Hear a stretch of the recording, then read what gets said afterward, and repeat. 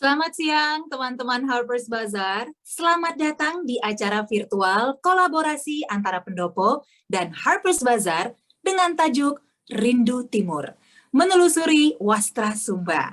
Senang sekali saya, Siska Becker, bisa berjumpa dengan Bapak Ibu, teman-teman Harper's Bazaar semua dalam kesempatan yang sangat menyenangkan ini, di mana kita akan mengetahui lebih jauh mengenai Rindu Timur, yang merupakan campaign yang diinisiasi oleh Pendopo terhadap konsen mendalam kepada eksplorasi intens untuk kekayaan budaya negeri, khususnya di daerah timur Indonesia.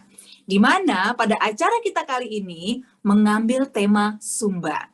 Tentunya diharapkan lewat kebersamaan kita ini, kita semua bisa lebih paham mengenai betapa mempesonanya budaya Sumba, terutama dalam bentuk wastra atau kain tradisional. Nah, sekedar informasi, di acara ini Anda semua juga akan menyaksikan beragam konten menarik. Talk show bersama pembicara-pembicara yang inspiratif, dan juga virtual fashion show yang diproduksi oleh Pendopo. Oleh itu, besar harapan kami, Bapak Ibu, teman-teman Harper's Bazaar semua bisa stay sampai akhir acara agar tidak melewatkan semua keseruan yang sudah kami siapkan. Pertama-tama, izinkan saya terlebih dahulu untuk menyapa dan mengucapkan selamat datang kepada beberapa sosok istimewa yang juga sudah bergabung bersama kita. Kami ucapkan selamat datang kepada Bapak Vicky Satari, staf khusus Menteri Bidang Pemberdayaan Ekonomi Kreatif.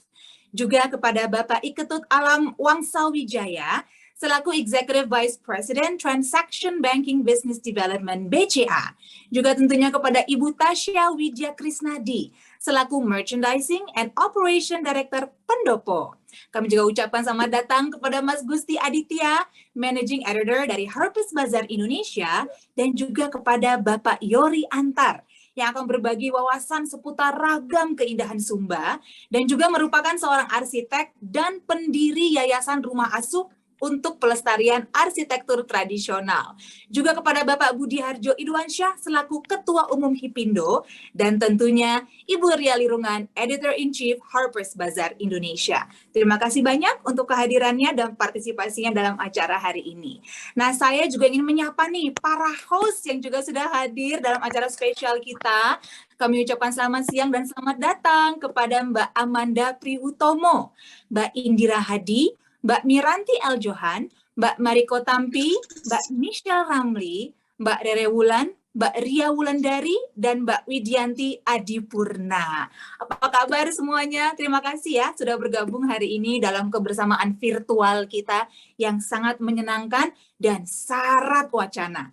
Langsung saja sebagai tanda dimulainya acara, saya akan langsung mengundang our beautiful Editor-in-Chief of Harper's Bazaar Indonesia, Miss Ria Lirungan, untuk bisa memberikan welcoming remarks. Kepada Ibu Ria, kita persilahkan.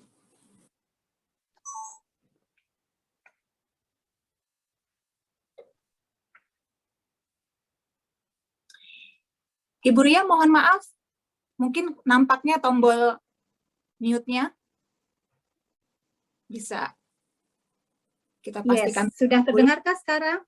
Sudah terdengar dengan jelas, Ibu. Silahkan. Iya, selamat siang Bapak Vicky Satari, Bapak Iketut Alam Wangsa Wijaya, Ibu Tasya Widya Krisnadi, Mas Yori Antar, Adit, dan selamat sore juga untuk seluruh yang hadir sore ini di acara Rindu Timur Menelusuri Wastra Sumba.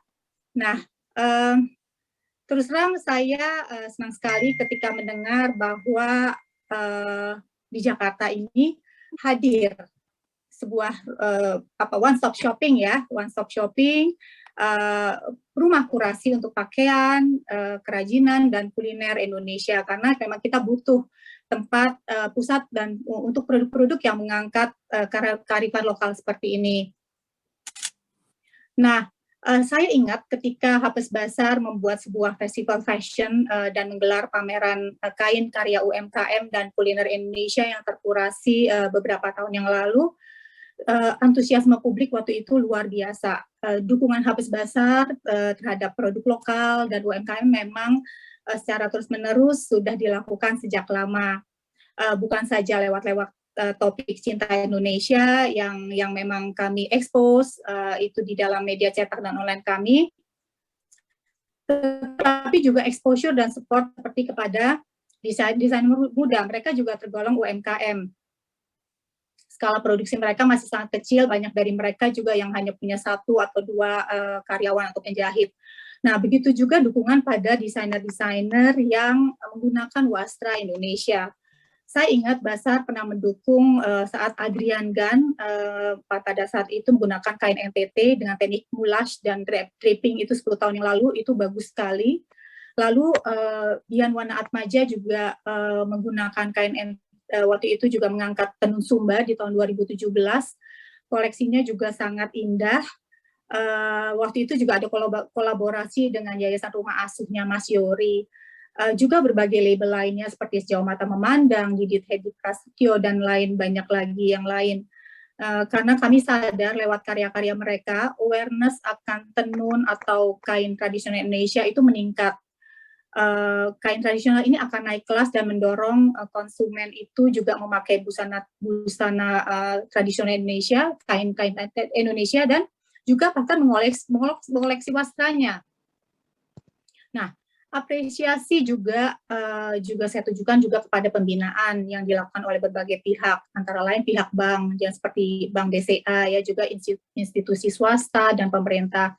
Bazar beberapa kali bekerja sama dengan misalnya kayak Cipta Tenun Indonesia, Bank Indonesia, dan lain-lain. Nah, dengan pembinaan ini hasilnya makin bagus dan makin banyak desainer yang melirik menggunakan wastra Indonesia, dan masyarakat juga makin banyak yang menggunakan dan menghargai kain tradisional Indonesia. Dan soal pembinaan ini saya juga baru kemarin Juni pergi ke Jambi, dan itu saya lihat pembinaan dan saya lihat mereka tuh antusias sekali untuk belajar gitu ya. Nah, tapi sekarang masalahnya adalah buat masyarakat awam yang adalah akses untuk mendapatkannya. Kalau kolektor saya yakin sudah punya channel, bahkan juga mungkin sudah di WhatsApp dan punya komunitas ya. Dan saya yakin yang hadir di sini juga, saya tadi lihat banyak teman-teman juga yang ahli wastra. Ini ada tadi saya lihat ada Mbak Cami, di sini juga ada Umbu Frankie, terus yang tahu banyak gitu dan ahli sekali tentang wastra Indonesia. Nah, kalau saya soal wastra, saya tuh kadang tuh datang misalnya kayak kelangganan di pasar tradisional gitu ya untuk cari kain tradisional termasuk tenun Sumba ini gitu. Tapi masyarakat awam kan belum tentu mengerti tempat yang tepat gitu, dan walaupun ada juga via e-commerce gitu ya, dan saya tahu sekarang banyak perajin di luar daerah tuh juga sudah menempatkan produk mereka di e-commerce. Tapi kan kadang-kadang nih kita wanita itu pengen pegang ya, pengen lihat langsung dan merasakan teksturnya. Nah, disinilah peran pendopo hadir gitu. Nah, jadi saya mengucapkan selamat dan sukses untuk pendopo. Saya berharap pendopo bisa jadi pusat produk-produk Indonesia yang menyenangkan, dan terima kasih sudah mendukung para artisan. Saya juga mengucapkan terima kasih kepada pembicara hari ini, Pak Vicky Satari, Pak I Ketut Alam Wangsa Wijaya, Ibu Tasya Widya Krisnadi, Mas Yori, Antar, dan Adit. Terima kasih kepada para host, teman-teman saya dan teman-teman Harpers Bazaar tercinta, Amanda Prihutomo, Indira Hadi, Mariko Tampi, Michelle Ramli, Miranti El Johan, Rere Wulan, Ria Wulandari, dan Widianti Adipurna. Last but not least, kepada para undangan. Terima kasih banyak untuk kehadirannya. Semoga event ini menginspirasi. Selamat menikmati. Terima kasih banyak Ibu Ria untuk sambutan hangat yang sudah diberikan, dan tentunya juga terima kasih untuk Harpers Bazaar Indonesia yang sudah memberikan ajang silaturahmi virtual nih bagi kita semua, para tamu undangan, pencinta fashion Indonesia, dan juga pencinta Wastra Nusantara, khususnya Wastra Sumba. Nah, selanjutnya mari kita sambut Ibu Tasya Widya Krisnadi selaku Merchandising and Operation Director dari Pendopo untuk memberikan sambutan. Kepada Ibu Tasya, kami persilahkan. Salam ragam satu negeri.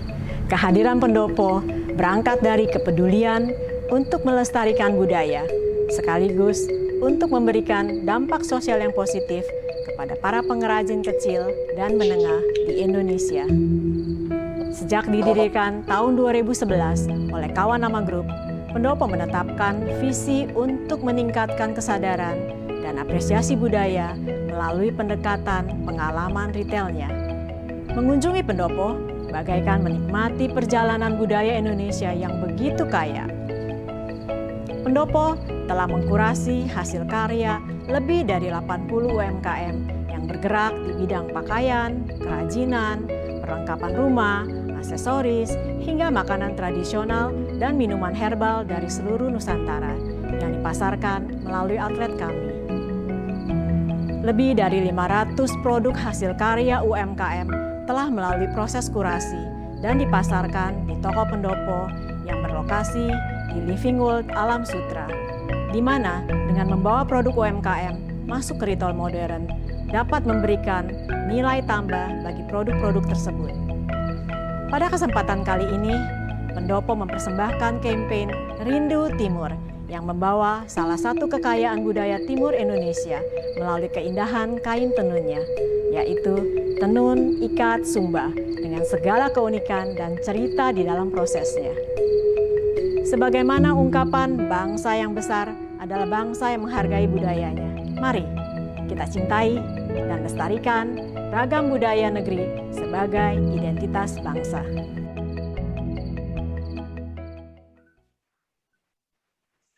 Terima kasih banyak kepada Ibu Tasya untuk sambutannya, dan juga terima kasih sudah menjelaskan lebih jauh mengenai Pendopo dan bagaimana melalui Pendopo kita semua bisa mewujudkan rasa cinta kita akan Wastra Sumba dalam bentuk yang benar-benar bisa mendukung UMKM di seluruh Indonesia, khususnya tentunya di daerah timur Indonesia. Nah, selanjutnya mari kita bersama-sama mendengarkan sambutan dari Bapak Vicky Satari, staf khusus Menteri Bidang Pemberdayaan Ekonomi dan Kreatif. Kepada Bapak Vicky, kami persilahkan. Baik, terima kasih Mbak Siska. Assalamualaikum warahmatullahi wabarakatuh. Salam sejahtera untuk kita semua. Om Swastiastu, Namo Buddhaya, salam kebajikan, Rahayu, salam Indonesia maju, salam sehat Bapak Ibu sekalian. Yang saya hormati, Eksekutif Vice President BCA Bapak Ketut Alam Wangsa Wijaya, kemudian juga Ibu Tasya Widya Krisnadi selaku Managing Director Pendopo beserta seluruh rekan-rekan Pendopo, gerai retail budaya Nusantara yang saya banggakan. Ini senior saya, pelaku kreatif yang sudah malang melintang, luar biasa. Bapak Yori Antar, ketemu lagi Bang, dulu kita pernah ke Alor bareng, waktu ada inisiatif airport ya, dengan salah satu perusahaan cat. Saya juga menjadi rombongan pada saat itu, kemudian juga ada Ibu Ria Lirungan selaku Editor-in-Chief, Harpers Bazaar .co.id, Mas Gusti Aditya, ada Pak Budi Hipindo, dan tentunya rekan-rekan Kawan Lama Group, para tamu undangan yang saya hormati. Pertama-tama izinkan saya menyampaikan permohonan maaf yang sebesar-besarnya. Sedianya Pak Teten Mas Duki, Menteri Koperasi dan UKM, akan hadir secara langsung di kegiatan ini, namun karena ada tugas kenegaraan yang tidak dapat ditinggalkan, sehingga beliau menyampaikan salam hormat, permohonan maaf, dan mewakili kegiatan ini kepada saya. Beliau sangat antusias sekali dan sangat mendukung hadirnya gerai pendopo di Mall Living World Alam Sutra. Toko pendopo ini memang diyakini memiliki peran krusial ke depannya, seperti tadi kita sudah menyimak apa yang disampaikan dalam menyajikan produk budaya seperti furniture, batik, kerajinan khas, peralatan rumah tangga, makanan khas, dan alat musik tradisional Indonesia yang seluruhnya dihadirkan oleh UKM terbaik di Indonesia. Tentunya ini sesuai dengan harapan Presiden Bapak Joko Widodo, di mana kita harus menyiapkan UKM masa depan Indonesia yang berbasiskan terkait dengan dua hal, yaitu ekonomi kreatif. Seperti kita ketahui, ada 17 subsektor industri kreatif dalam sektor ekonomi kreatif, furniture salah satunya, tapi rasanya kita bicara wastra ini tidak hanya bicara fashion, bicara juga kriya, bicara juga tentunya seni pertunjukan ada di dalamnya, kemudian ada produk dari subsektor industri kreatif lainnya. Dan di dalam ekonomi kreatif juga terdapat 4 basis, yaitu inovasi, media, teknologi, dan seni dan budaya. Yang kita sekali lagi meyakini Indonesia adalah juara dunia kreatif karena keragamannya. Karena kita memiliki angka-angka yang luar biasa, bukan hanya dari sisi pasar 270 juta, tapi juga kita memiliki angka 17.000 lebih pulau, 1.300 lebih tradisi, 700 lebih bahasa, 300 etnik group yang semua teradministrasi di 514 kabupaten kota, 34 provinsi. Keragaman ini yang kita yakini menjadi modal utama Indonesia, di mana pelaku usahanya 99,9% atau setara dengan 64 juta pelaku adalah UMKM, menyerap 130 juta tenaga kerja, berkontribusi kepada 60% PDB atau kue ekonomi nasional. Sehingga ekonomi kreatif berbasiskan tradisi, ya, dan tentunya pendekatan adaptif dengan teknologi ini juga penting untuk disinergikan. Bapak Ibu sekalian, harapan Pak Teten, Menteri Koperasi dan UKM, semoga hadirnya toko pendopo ini dapat menjadi kurator, menjadi etalase yang menghubungkan hulu ke hilirnya, bagaimana yang terbesar tentunya cita-cita mensejahterakan para pelaku wastra di NTT, di Sumba, di NTT, dan tentunya di seluruh Indonesia. Menjadi tantangan terbesar di tengah disrupsi pandemi, bagaimana hadirnya peran agregator atau enabler atau accelerator yang diharapkan pendopo dapat memerankan hal tersebut, sehingga para pelaku wastra bukan hanya di Sumba tapi di seluruh pelosok Indonesia dapat naik kelas, terhubung dengan akses pasar yang tepat, pembiayaan yang tentunya juga mudah diakses, dan bisnis model yang inovatif. Demikian apa yang bisa saya sampaikan. Sekali lagi selamat pada pendopo. Terima kasih juga Harper Bazaar untuk sinergi kolaborasinya. Semoga kesempatan ini juga dapat memunculkan potensi sinergi dan kolaborasi yang dapat memajukan UKM Indonesia berbasis tradisi yang memang memiliki visi masa depan untuk dapat menjadikan produk lokal Indonesia berbasis kearifan lokal dapat berjaya di pasar nasional sampai dengan global. Terima kasih. Wassalamualaikum warahmatullahi wabarakatuh. Om Santi Santi Santi Om. Terima kasih banyak Bapak Vicky untuk sambutan yang sudah diberikan, dan juga tentunya terima kasih kepada Kementerian Bidang Pemberdayaan Ekonomi Kreatif untuk supportnya pada acara kita hari ini. Nah, teman-teman Harper's Bazaar, kita jelaskan tadi lewat berbagai sambutan, khususnya sambutan dari Bapak Vicky yang baru saja kita dengarkan, betapa krusialnya dan esensialnya UMKM dalam memajukan ekonomi kreatif, bahkan juga ekonomi secara keseluruhan di negara Indonesia. Oleh karena itu penting juga bagi kita untuk turut mendukung semua UMKM ini, khususnya yang berbasis warisan tradisi. Nah, dari sekian banyak sambutan tadi bisa kita bayangkan banyak sekali bahasan-bahasan menarik ya, yang bisa kita selami lebih dalam. Oleh karena itu, tanpa berlama-lama lagi, mari kita mulai acara kita yang pertama. Dan oleh karena itu, saya ingin langsung saja mengundang para pembicara kita untuk bisa bergabung bersama saya nih di layar.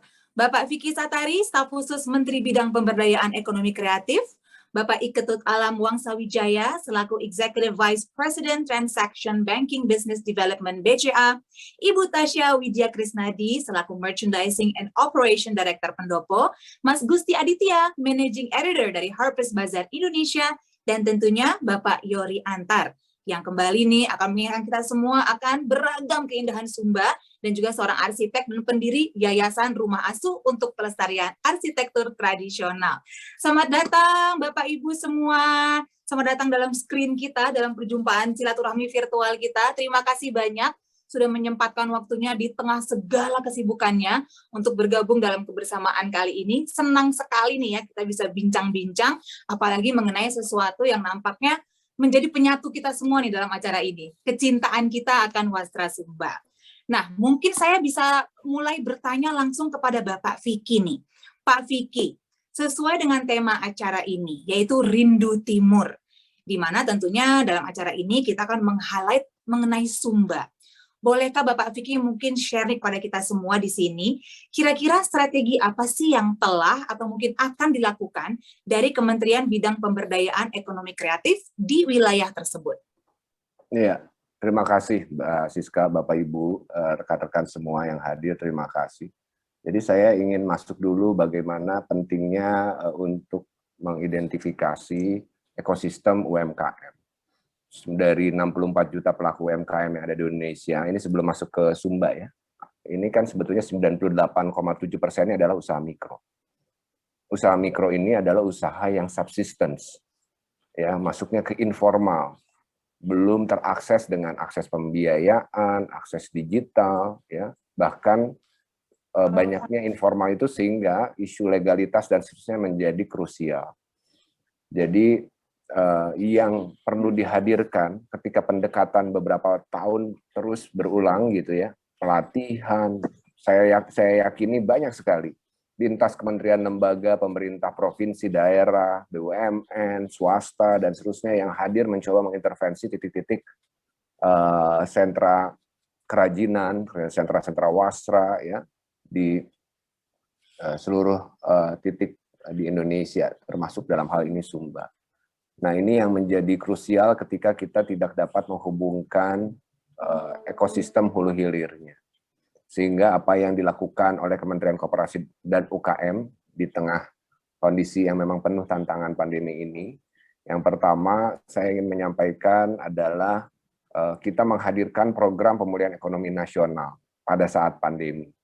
Sejak tahun lalu sudah diluncurkan kurang lebih 123 triliun, tahun ini 120 triliun juga, beragam program di seluruh Indonesia, 34 provinsi, 514 kabupaten kota, termasuk dalam hal ini juga tentunya Sumba. Ini adalah program untuk mengadres, memitigasi, untuk bisa membantu para pelaku ya di UMKM di seluruh Indonesia, termasuk tentunya di Sumba, ini untuk bisa survive. Ya, ada banpres produktif usaha mikro tahun lalu 2,4 juta rupiah, disebar sekitar 12 juta pelaku usaha mikro dengan total 28 triliun. Kemudian ada juga tahun ini berlanjut juga dengan 1,2 juta rupiah dengan total 12,8 juta pelaku usaha mikro ya. Ini udah tinggal 95% lagi, sudah 95%. Kemudian juga pemerintah mencoba menghadirkan akses pasar. Akses pasar ini saya lompat ke hilir, di mana dalam Undang-Undang Cipta Kerja di PP 7 2021 ini sudah mewajibkan 40% belanja pemerintah atau setara dengan 430 triliun ini kepada UMKM. Ya. Hari ini sudah ada sekitar 200.000 lebih UMKM yang on board ya, dari 1.200 kategori produk. Termasuk dalam hal ini tentunya teman-teman UMKM di Sumba diakseskan. Belanja bukan hanya pemerintah pusat, juga daerah. Dengan kerjasama dengan Pak Teten, dengan Pak Erick Thohir, sudah ada pasar digital BUMN, di mana hari ini sejak tahun lalu di launching, sudah 11,7 triliun transaksinya, sama pengadaan di ekosistem di perusahaan BUMN, ya, untuk UMKM ini juga ada 27 kategori produk, termasuk juga fashion, termasuk juga produk kria, dan khususnya yang tradisi-tradisi ini terus didorong. Nah, saya ingin lebih spesifik terkait dengan Wastra, bahwa di Kemenkop UKM hari ini sudah punya program bekerjasama dengan Dekranas Bidang Manajemen Usaha, di mana ketuanya adalah Ibu Susana Teten Masduki. Sejak tahun lalu kita punya program namanya Cerita Wastra. Program crowdsourcing dengan para pelaku berkolaborasi dengan 34 provinsi Dekranasda. Ini adalah lomba kompetisi foto, tapi ingin membangun cerita, di mana pemenangnya salah satunya adalah teman-teman dari Wastra, pelaku dari Wastra di NTT. Udah pasti NTT pasti akan muncul cerita Wastra di Indonesia. Nah, tidak berhenti dari situ, kita sudah melakukan juga di tahun ini ada program cerita Wastra di 34 provinsi, ada 14 provinsi yang sudah membereskan kompetisinya, dan sudah difoto dengan seluruh kepala daerah, juara satunya gubernur dan ibu, juara duanya wakil gubernur dan ibu, juara tiganya sekda, juara empatnya ketua Dekranasda tiap daerah, yang kita onboardingkan di rumah digital pasar lokal yang terkait dengan kemarin di launching oleh Bapak Presiden. Ini trafficnya ada 10 juta. Poinnya adalah dari cerita Wastra ini kita juga membuat koperasi. Ya. Di NTT spesifik saya bicara ada 3 koperasi, Obormas, Swasti, Sari, dan Pintu Air. Ya.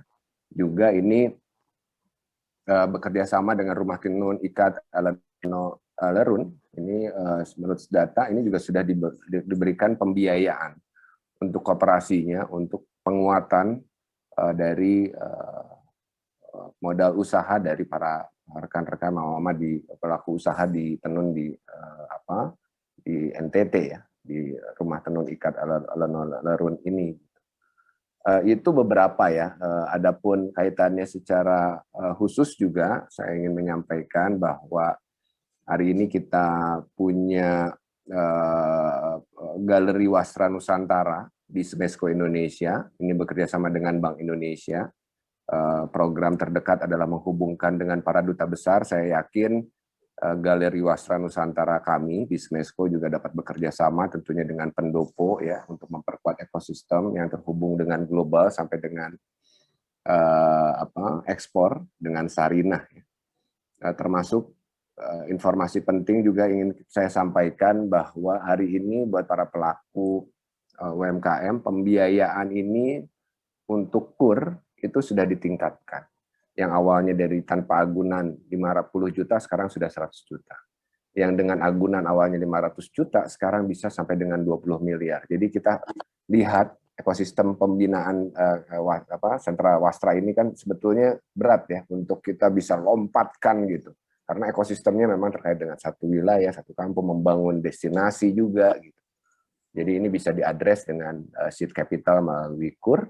Terakhir, pendekatan agregator koperasi ini juga penting untuk dihadirkan, dan Kemenkop UKM sudah menyiapkan LPDB, Lembaga Pengelola Dana Bergulir, yang di era Pak Teten selaku Menkop UKM ini sudah difokuskan seperti tadi yang saya sampaikan, 3 koperasi di NTT yang juga mendukung beberapa sentra Wastra di NTT ini untuk dibantu pembiayaannya. Bisa sampai dengan 200 miliar untuk dengan bunga 3%. Ini sangat kompetitif sekali untuk pembiayaan koperasi. Tambahannya adalah bahwa Kemenkop UKM juga sudah mencoba mengadres isu logistik, di mana teman-teman Indonesia Timur kita juga paham, ini ada permasalahan logistik, Mbak Siska. Kita sudah punya fulfillment center di lantai 11 Mesco, yang untuk tahun ini flat di Pulau Jawa baru ya Rp9.000. Tahun depan rencananya di seluruh Indonesia kita juga sudah menyiapkan Smesco Hub Timur di Bali di wilayah ITDC, dan di 2023 kita sudah menyiapkan menargetkan ada nano fulfillment center untuk mulai masuk cross border ekspor di negara-negara tetangga. Sementara dari saya itu, Mbak Siska, terima kasih. Terima kasih banyak Pak Vicky sudah menjelaskan kepada kita semua sebenarnya apa saja yang sudah dilakukan, diupayakan dari Kementerian Bidang Pemberdayaan Ekonomi Kreatif di wilayah Sumba, termasuk pemberdayaan untuk usaha kain atau Wastra Sumba ya, yang menunjukkan sekali memang ada niatan yang sangat luar biasa dari pemerintah sendiri untuk menjadikan Wastra Sumba sebagai kebanggaan baik nasional, bahkan juga amin-amin mudah-mudahan secara global nanti. Terima kasih banyak Pak Vicky jawabannya. Aku lanjut lagi sekarang pengen nanya sama Mas Adit. Mas Adit dari Harper's Bazaar Indonesia. Ini kan Selamat siang. Selamat siang Mas Adit. Mumpung nih kita sudah berhasil menghimpun para fashion enthusiast dalam perjumpaan virtual kita, nampaknya akan sangat menarik nih kalau Mas Adit mungkin bisa mengupdate kondisi perkembangan dunia mode Indonesia saat ini, dan mungkin juga korelasi dan dampaknya pada lanskap fashion internasional. Gimana sih Mas Adit kondisinya sekarang ini? Oke, Mbak Siska, kita semua kan tahu ya pandemi itu memberi dampak ke semua orang gitu, bahkan secara global, bahkan sampai individu terkecil. Pandemi emang terasa banget dampak negatifnya, tapi sadar nggak sih kita tuh ngerasa kita jadi lebih relax, lebih bisa bersantai sejenak. Kita tuh berhenti sejenak dari kesibukan kita semua, apalagi orang fashion mungkin paham banget kesibukannya, kayak apalagi interaksinya dengan fast fashion juga, terus trend fashion yang terus bergulir. Sebenarnya pandemi ini tuh membuat kita semua berpikir kembali sih, apa sih yang benar-benar esensial bagi kita semua gitu.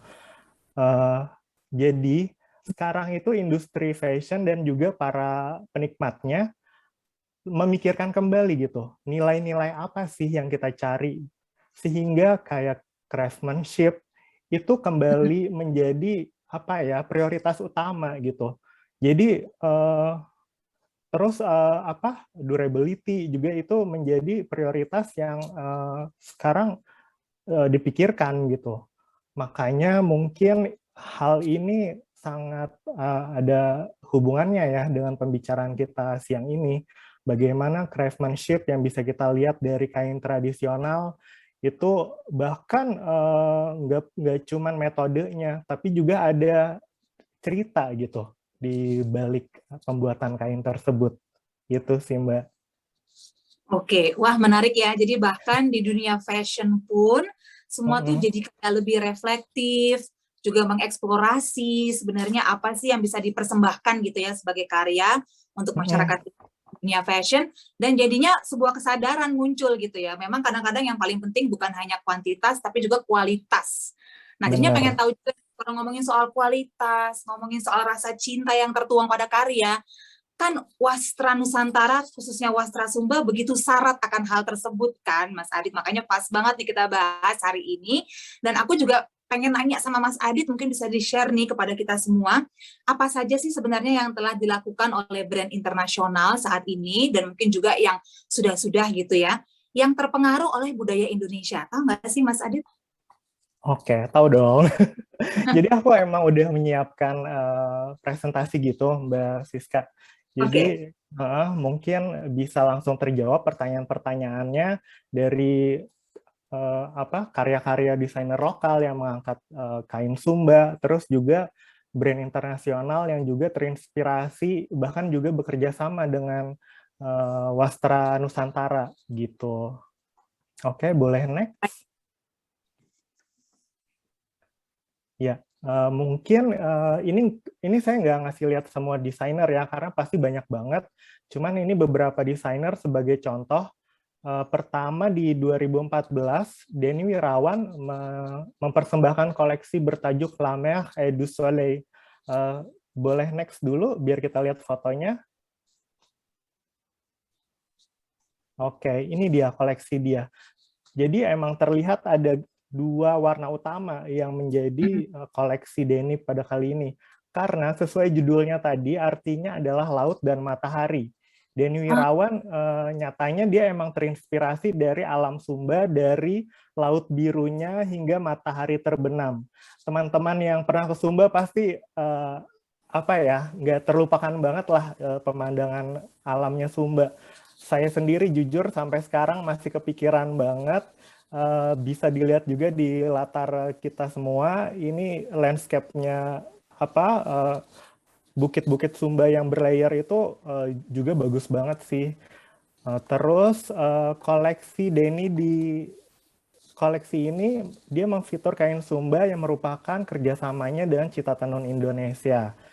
Masih dalam DNA dia menyajikan dress dengan cape yang menyeret lantai, jaket, vest, dan coat dalam potongan struktural. Oke, mungkin ke berikutnya, next. Yang kedua di 2016, Sejauh Mata Memandang itu mengangkat tajuk Humba. Humba ini adalah bahasa tradisional untuk Sumba. Boleh next untuk fotonya. Jadi sejauh itu tetap konsisten mengikuti teknik leluhur, karena ini adalah wujud apresiasi mereka terhadap cara tradisional, dan ini sebagai upaya untuk tetap terkoneksi dengan masa lalu tapi juga mampu menyajikan pesona kain Sumba di masa kini. Makanya karena mereka memperlihatkan teknik leluhur, proses pewarnaannya pun tetap alami, sehingga warna-warna yang hadir memang senada dengan kain Sumba pada umumnya, karena sistem pewarnaan alami tadi.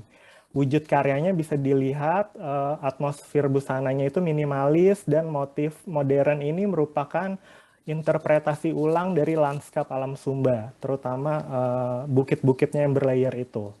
Sejalan dengan DNA Sejauh yang mengangkat siluet dan motif tradisional tapi dalam kemasan modern gitu. Boleh next? Oke. Terus desainer Bian di tahun 2017 mengangkat tema Humbahamu. Bisa di next biar kita lihat foto-fotonya. Nah, sebanyak 90 tampilan hadir mengusung kain Sumba dan motif khasnya. Jadi kali ini Bian bekerja sama dengan pengrajin kain binaan Bank Indonesia. Ciri khas Bian di sini bisa kita lihat masih tetap siluet yang elegan, terus tampil impresif dengan dominasi bordir, fringe, dan juga beadings. Yang unik, salah satu beadingsnya itu ada kerang yang menambah uniknya koleksi ini, sehingga feel rustic itu lebih kerasa. Terus bisa dilihat juga kain Sumba nggak diolah cuman pemanis doang atau cuman sebagai kain bawahan, tapi juga tampil jadi jaket, dress, dan juga atasan. Kita bisa next lagi.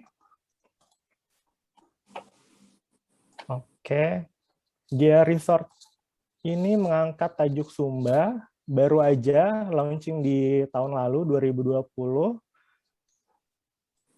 Bisa next untuk foto-fotonya.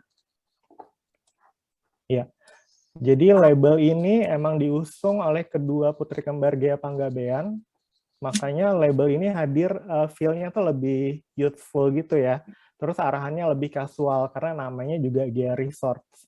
Koleksi ini menggunakan motif Sumba dalam warna coklat dan indigo yang dikembangkan oleh Ghea, terinspirasi dari kain lebar Sumba serta pantai-pantai di sepanjang pesisir pantai Sumba Barat hingga Timur. Karyanya ini hadir dalam format siap pakai, jadi ada kemeja, celana pendek, sarung, reversible coat dengan motif ikat Sumba berbahan katun dan rayon, sehingga nyaman dikenakan untuk keseharian. Oke. Terus berbicara kain tradisional, para desainer Indonesia itu juga melakukan banyak inovasi. Nggak cuman kain Sumba, contohnya adalah bisa next Didit Hedi Prasetyo di koleksi Spring Summer 2021. Next lagi untuk fotonya. Look-nya itu modern banget, padahal itu adalah songket. Jadi, tapi uniknya di koleksi ini, Didit itu menggabungkan motif batik parang dan songket. Jadi itu motifnya emang batik parang, tapi tekniknya adalah songket. Gitu. Interesting. Iya, kombinasinya ini hadir justru nggak jadi konservatif atau konvensional, tapi malah modern dan edgy banget. Karena bentuk-bentuk item fashionnya itu ada dress yang memeluk tubuh, terus ada setelan vest dan celana panjang, dan juga yang unik nih, favorit saya, jaket biker yang paling kanan ini. Keren banget. Iya. Terus menjawab pertanyaan Mbak Siska, yang apa sih brand internasional lakukan, terus apa aja yang udah mereka, inspirasi apa aja yang mereka dapat dari Wastra Nusantara, terjawab di slide berikutnya. Boleh next. Oke, ini di tahun 2010, Dries Van Noten di season spring, dia menyajikan rangkaian koleksi yang syarat banget akan Wastra Nusantara. Jadi dari batik, terus bisa dilihat juga ada motif ikat di situ, sampai motif Sumba, walaupun itu nggak yang paling kanan, tapi kita walaupun nggak yang literal banget, tapi kita bisa merasakan kan feel-nya gitu. Dengan Inspirasi. warnanya, betul. Tapi kalau batik emang lumayan terlihat jelas yang di sebelah kiri. Oke.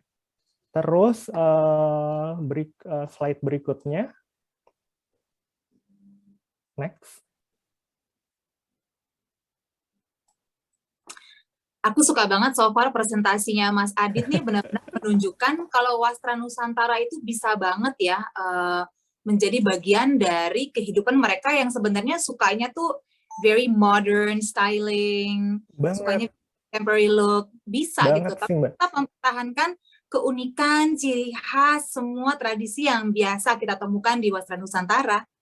Iya, betul. Ini kan kita bisa lihat kemasannya itu begitu modern ya. Maksudnya jadi kemeja gitu, jadi celana panjang, terus look-nya tetap minimalis gitu, walaupun dengan motif yang bisa dibilang sangat ekspresif ya, kalau kita berbicara tentang motif Wastra Nusantara gitu.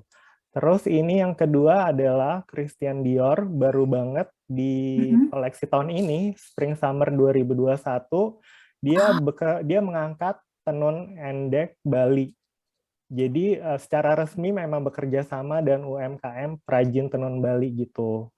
Ini sih. Ini keren banget sih. Cantik banget. Very Christian Dior. Jelas juga kita ngelihat ya.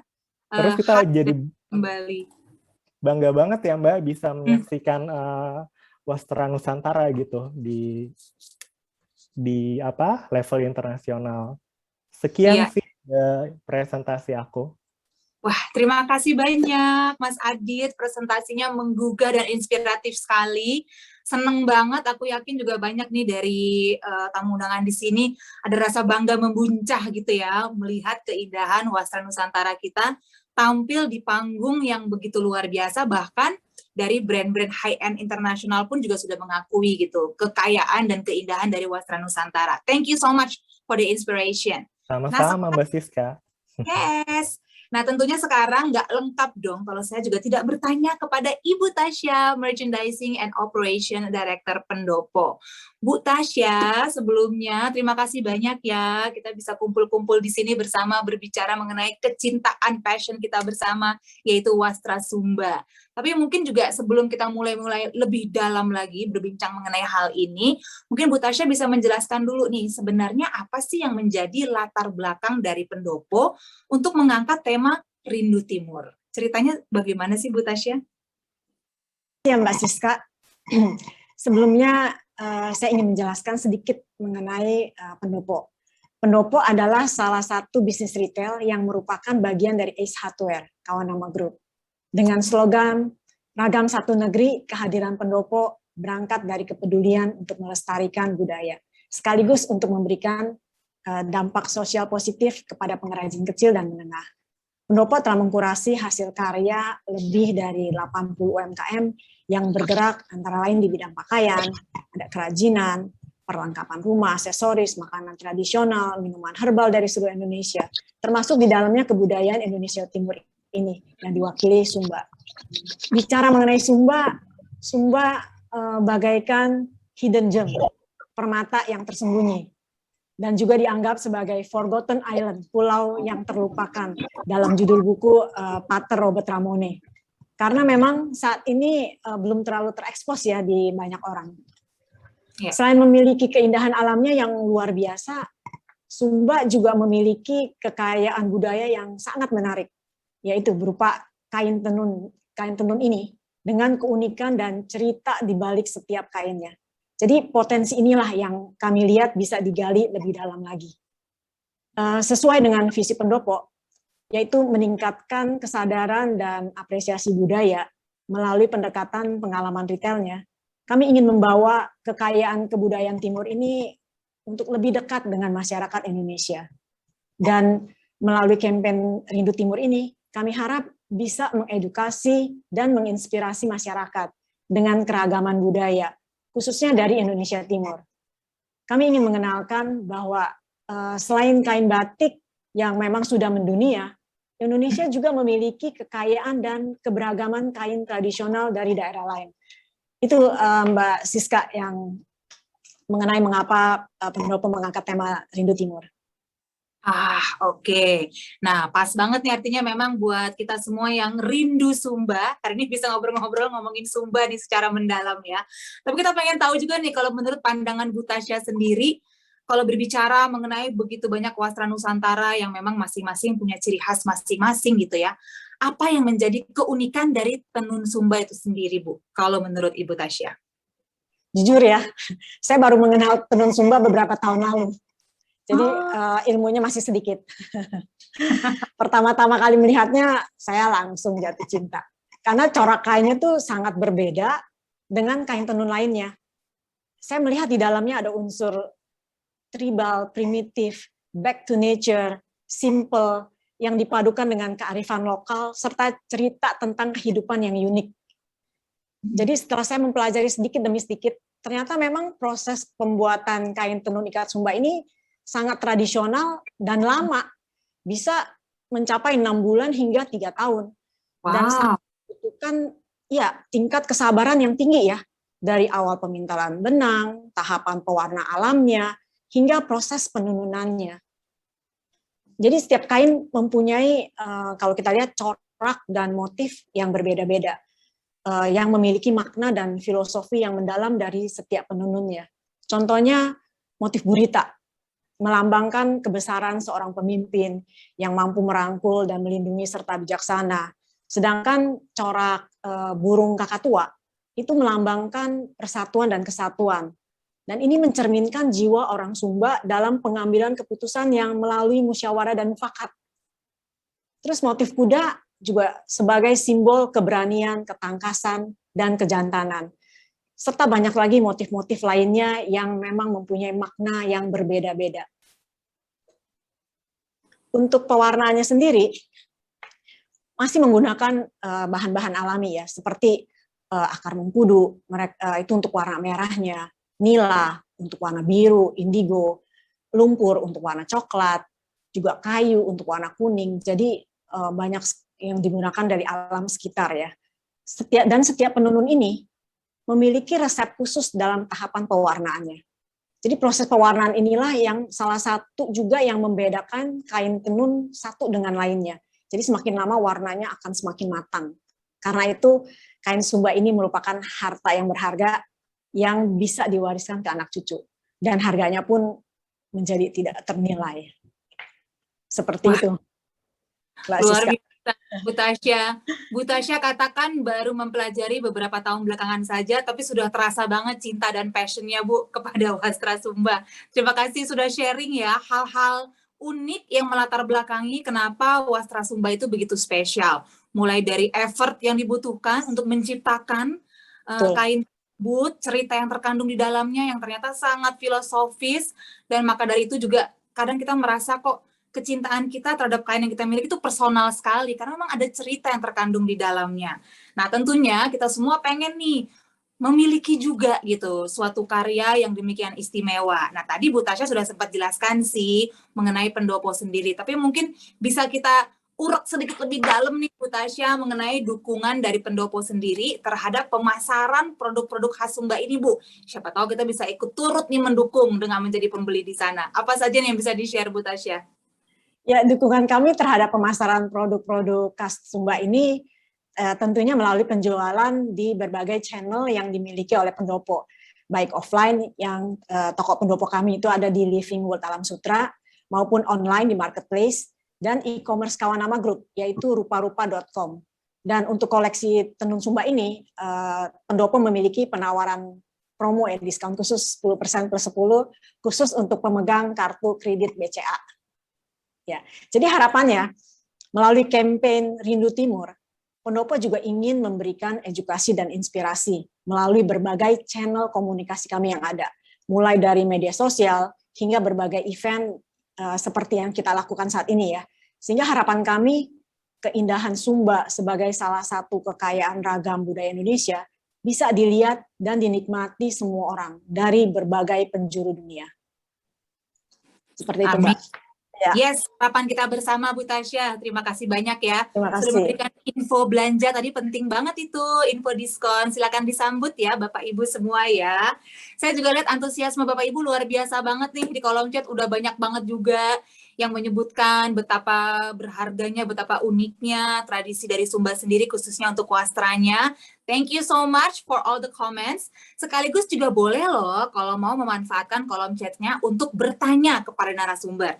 Nanti kita sediakan kok sesi Q&A di akhir bincang-bincang kita. Jadi bagi Bapak Ibu yang hendak bertanya apapun juga silakan langsung saja tuliskan di kolom chat.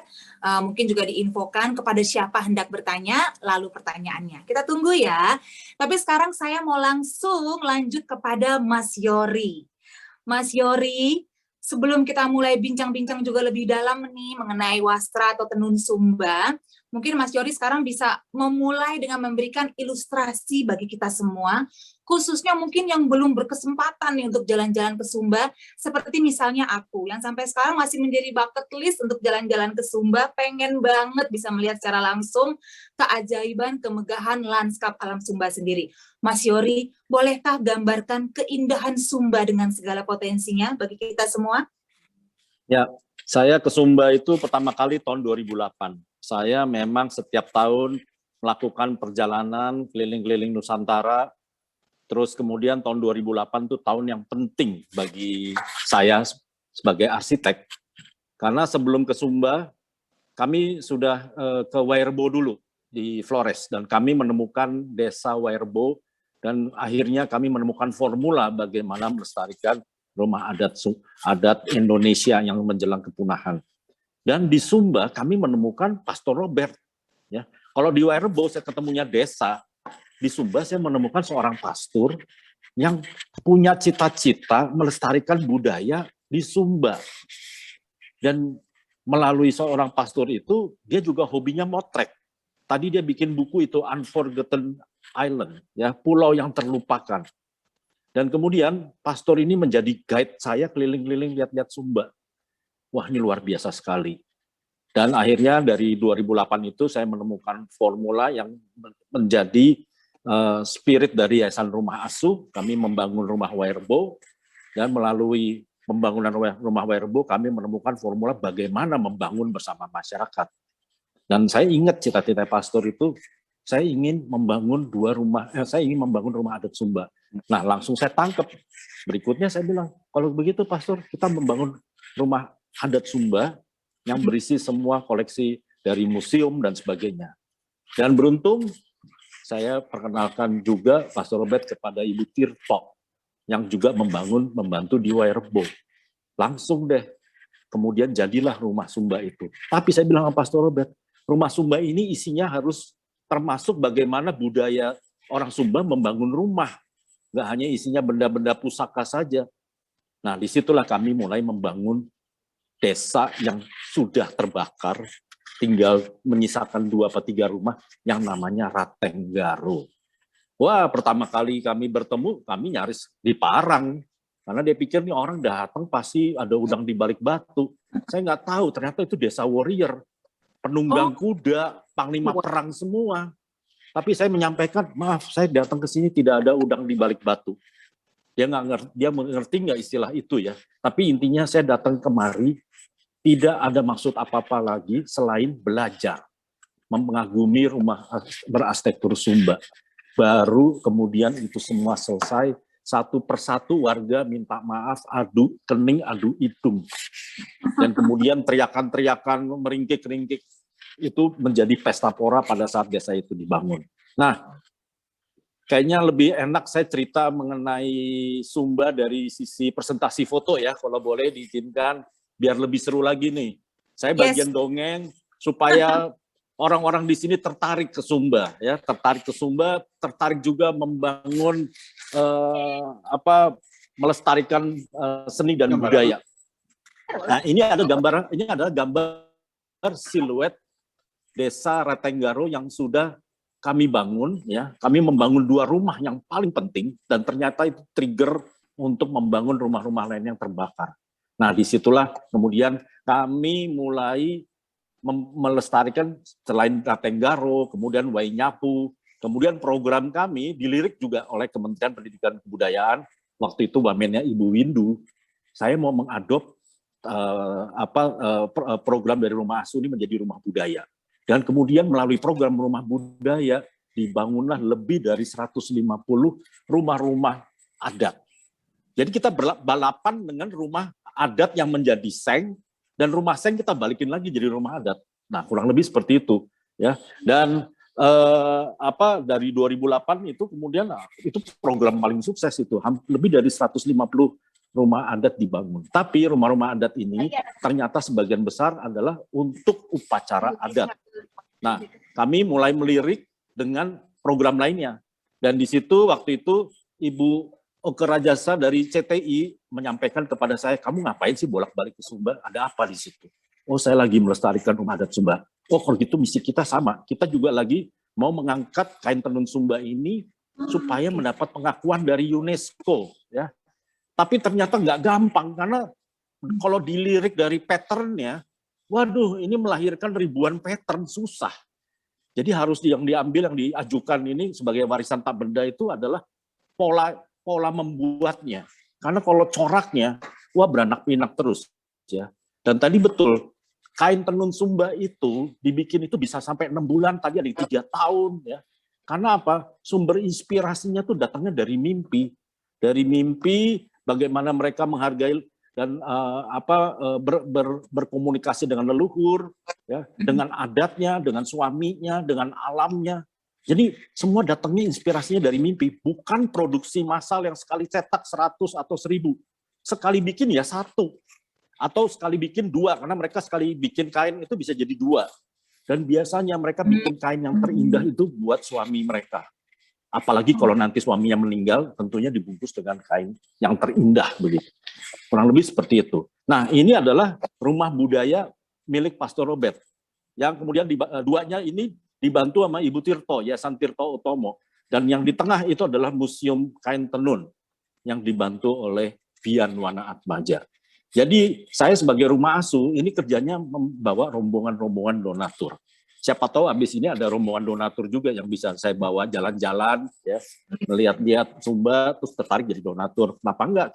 Cara membangun kita tuh kalau mau bottom up dengan masyarakat ya seperti itu, ya. Dan itu adalah cara yang paling ampuh untuk melestarikan adat dan budaya kita. Nah, ini cara membangunnya, ya, satu persatu hanya dengan sebuah parang jadi satu rumah. Ya, bisa lanjut. Nah, ini kemudian desanya kembali seperti ini. Yang seberang ini Wainyapu, juga kami bantu dengan membangun 10 rumah tenun. Jadi formulanya kami dapat, dan ternyata orang Sumba tidak mau semuanya dibantu oleh donatur, karena mereka hanya mau dibantu 4 yang utama saja. Selebihnya mereka sendiri yang bergotong royong. Jadi dengan melestarikan rumah-rumah adat ini saya menemukan, wah, DNA orang Indonesia itu yang dahsyat tuh gotong royong.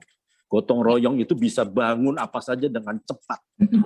Ya. Dan celakanya di dunia modern ini kita udah lupa sama gotong royong. Karena pendidikan kita tidak mengajarkan itu. Pendidikan kita kan pendidikan modern semua, tulisan. Gotong royong kan budaya lisan. Lanjut.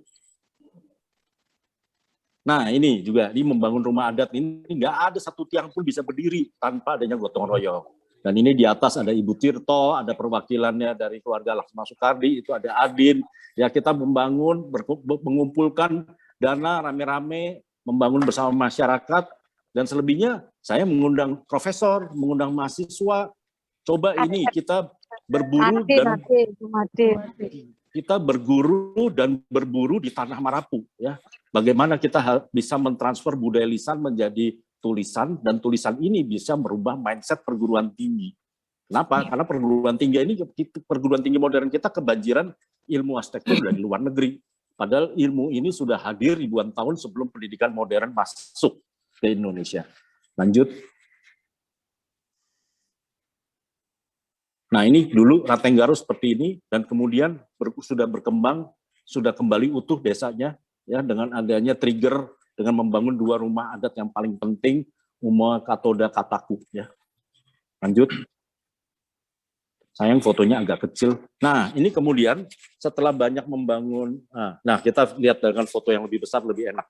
Setelah membangun, melestarikan rumah-rumah adat di Sumba, kami merasa perlu melanjutkan sesuatu yang bisa menjadi pemberdayaan masyarakat, khususnya ibu penenun.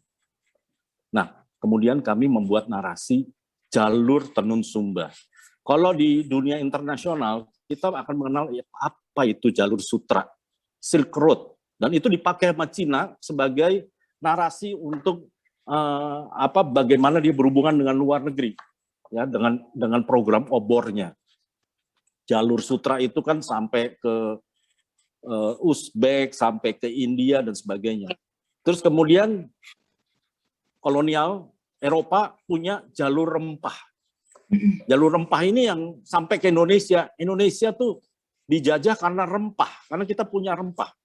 Oke, ada jalur Silk Road, ada jalur rempah. Sekarang kita harus punya jalur yang kita buat sendiri, yaitu jalur tenun Sumba. Jalur tenun Sumba ini artinya apa? Kita membangun 10 rumah tenun Sumba di sentra-sentra penenun, dan ini akan menjadi jalur pariwisata baru. Bagaimana kalau jalur tenun itu minimal menghasilkan turis 3 hari? 3 hari itu nggak cukup untuk mengunjungi misteri dari kain tenun Sumba. 10 rumah tenun ini punya misteri, semuanya beda-beda. Ada yang menghasilkan birunya Sumba, ada yang menghasilkan merahnya Sumba, ada yang menghasilkan pahikungnya Sumba. Luar biasa, ya. Dan ini membuat kita pasti akan melakukan trip keliling dari desa ke desa melihat kain tenun Sumba, dan secara tidak langsung membuat kain tenun itu menjadi naik kelas, tidak lagi dijual dilipat-lipat di pasar, ya, yang harganya cuma bisa 1-2 juta lewat pengepul begitu loh. Tapi ini akan membuat wisata ini kayak wisata ke museum kain. Di situ bisa melihat ibu-ibu lagi menenun, lagi memajang kain. Bahkan ada orang yang tertarik, oh saya mau berguru juga di sini. Ya ada homestay-nya. Dan itu semua uang nanti jatuhnya buat siapa ya? Buat masyarakat. Kita bangun ini untuk memberdayakan masyarakat. Tapi donasinya saya cari dari teman-teman donor begitu. Jadi dengan 10 rumah tenun ini banyak donatur yang menyumbang. Ibu Tirto dengan Yayasan Tito Utomo menyumbang 3 rumah tenun. Bian setiap kali fashion, hasil fashionnya diberikan ke saya. Jadi rumah tenun ada 3. Terus donatur gotong royong saya bawa ke sana. Saya bilang saya udah pensiun loh jadi turis. Kita harus jadi bagian dari masyarakat. Kalau kamu mau ikut saya jalan-jalan, kamu harus jadi donatur. Nah, jadilah donatur gotong royong. Nah, 10 rumah tenun ini kita tunjukin ya satu-satu ya. Ini agak sedikit panjang, tapi mudah-mudahan memberikan gambaran apa sih itu kain tenun Sumba. Sumba itu tidak dikenal dengan pasola atau pemandangan alam yang indah dan sebagainya, tapi juga kain tenunnya tuh wah luar biasa. Lanjut. Nah, ini salah satu pelaku kain tenun. Ini adalah Umbu Ignacio yang sering banyak di Jakarta juga, ya. Dia banyak mempromosikan kain tenun. Ada Umbu Ignas, ada Umbu Franky. Ini yang pengetahuan kainnya luar biasa. Semua jalur itu dia tahu. Ya udah, Umbu Ignas, Umbu Franky kita jadikan teman untuk membangun sentra-sentra tenun. Dari Umbu Ignas dan Umbu Franky kita tahu tempat-tempat tenun mana yang perlu diangkat begitu, yang bisa menjadi trigger. Lanjut. Nah, ini saya bersama teman-teman, di sini ada teman saya juga nih, dari Rumah Asuh yang di tengah itu, Ipit Duana. Nah, sekarang dia udah bergelar Umbu Anggu Paluhu.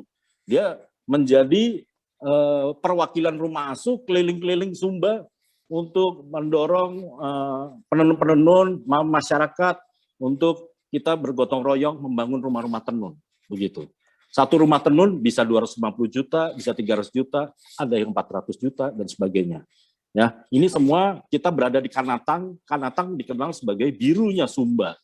Ya, corak Sumba itu bisa dibilang animis ya, benda, bunga dan sebagainya, makhluk mitologi semua muncul. Tapi itu semua berkaitan dengan alam. Kita harus merubah mindset kita terhadap pengertian itu. Ini semua yang berkaitan hubungan mereka dengan alam, leluhur, sesuatu yang sudah kita lupakan sebagai manusia modern. Lanjut. Nah, ini juga Ibu Tirto dan Bian pada saat peresmian rumah tenun. Jadi kita datengin tuh, kalau rumah tenun udah jadi, kita datang, rombongan-rombongan datang, melestarikan meresmikan rumah tenun, ada pesta rakyat, terus donatur silahkan deh tuh belanja di rumah tenun. Saya yakin nih seluruh yang hadir di sini kalau udah masuk rumah tenun 3 jam nggak bisa keluar, yakin. Ya, awalnya cuma mau beli 1 kain tenun, lama-lama pulang-pulang bawa 30 kain, percaya deh. Jadi itu yang terjadi pada teman-teman saya, kena sihir semua, nggak bisa keluar. Lanjut.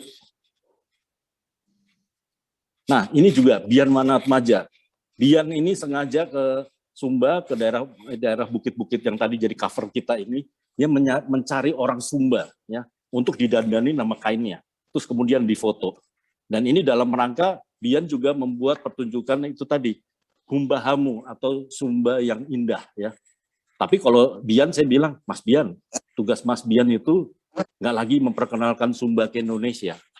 Tugas Mas Bian itu membawa Sumba ke dunia. Nah, bagi-bagi tugas kita. Ada yang melestarikan kain tenun Sumba di Sumba, ada yang membawa Sumba ke Indonesia, ada yang membawa Sumba ke dunia.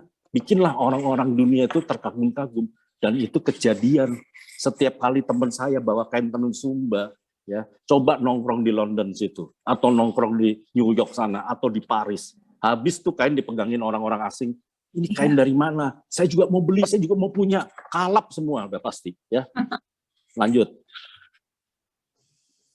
Nah, ini donat bisa dibesarkan fotonya. Kita fotonya yang gambar-gambarnya kita lebih besar lebih baik. Ini donatur gotong royong. Ya, kita juga membangun rumah-rumah tenun dengan teman-teman donatur. Ya, teman-teman donatur nyumbang ada yang 1 juta, ada yang 2 juta. Saya bilang nanti semua ada yang bahkan nyumbang sampai 50 juta. Ya, dia bilang, Pak Yori tolong nama keluarga saya semuanya, istri, anak, kakek, nenek semua masukin di situ. Habis itu saya masukin terus plakat besinya saya kasih ke dalam rumah dan mereka mau supaya nanti anak cucunya suatu saat datang akan lihat namanya dia begitu.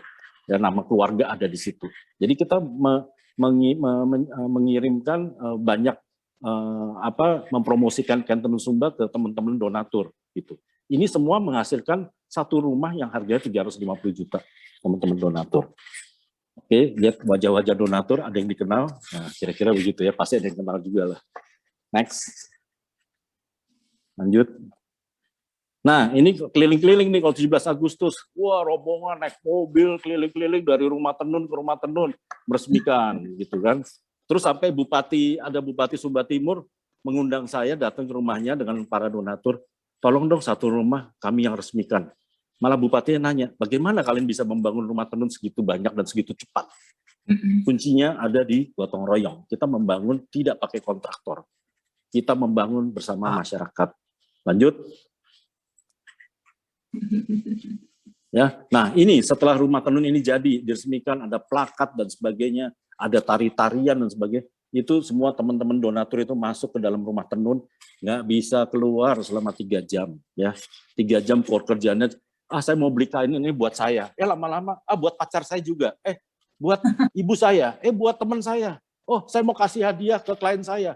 Akhirnya satu orang yang tadinya bawa uang, dia pikir cuma mau sekedar beli, akhirnya semuanya gesek ujung-ujungnya. Dan di dalam 3 jam terjadilah transaksi sebesar 380 juta. Dan kemudian itu heboh, gempar, ibu-ibu menangis, belum pernah ada pembelian kain seperti itu, ya, karena mereka selama ini beli kainnya dijual di pasar, dalam kondisi dilipat. Kalau ini kan digantung, langsung sihirnya keluar gitu. Ya, ada teman saya bilang, Yor, kalau saya datang ke sini bawa duit 15 juta cukup.